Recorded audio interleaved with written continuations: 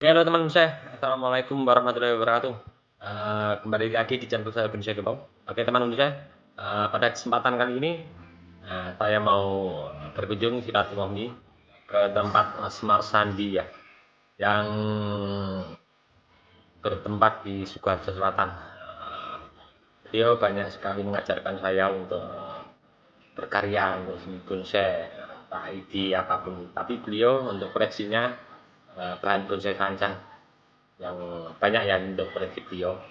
Saya mau lihat nanti ada bahan pohon gunung ya, daya twin ya, sudah disambung hidup sama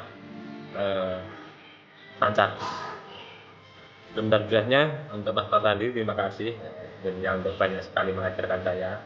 Dia udah orang lama ya di bidang perbonsaian.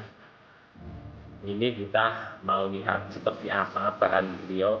Sudah ada beberapa tahapan, mulai tang pertama, kedua, sudah 1, 2, 3 tahapannya. Seperti pada gambar di samping ya, sebelah kanan layar kaca teman-teman, untuk bahannya bisa kita lihat nanti seperti apa. Mudah-mudahan menginspirasi untuk teman-teman semua. Oke, kita langsung saja ya lihat seperti apa bahannya beliau.